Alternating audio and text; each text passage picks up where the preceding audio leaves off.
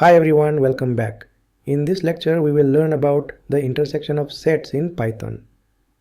Now this is super useful when you are comparing two collections and you want to find what they have in common.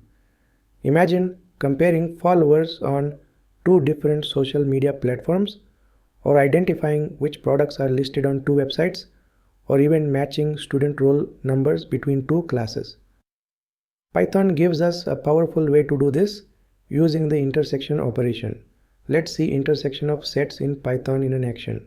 Go to PyCharm, right click on the set directory. Choose new, then Python file. Let's give it a name, set_intersection. Now let's create two sets called set_a and set_b. Let's type set_a equals within curly braces. Define the items within quotes apple, within quotes banana, within quotes cherry, within quotes mango. Now on the next line, create another variable called set_b equals within curly braces. Define the items within quotes banana, within quotes kiwi, within quotes mango, within quotes papaya. Now print both sets to check. Print function within quotes set a colon, comma, set_a. Print function within quotes set b colon, comma, set_b. Let's run the program. You will see both sets printed and notice banana and mango appear in both.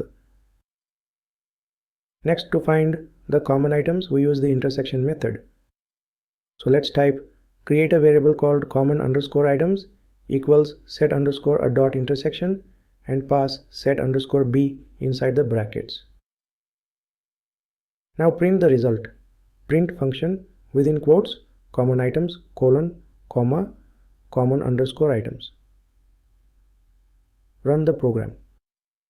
And the output shows banana, mango, that's the intersection items that exist in both sets. That is the common items from both the sets. Perfect. There is a shorter way to do intersection using the ampersand symbol. Let's see how to use it.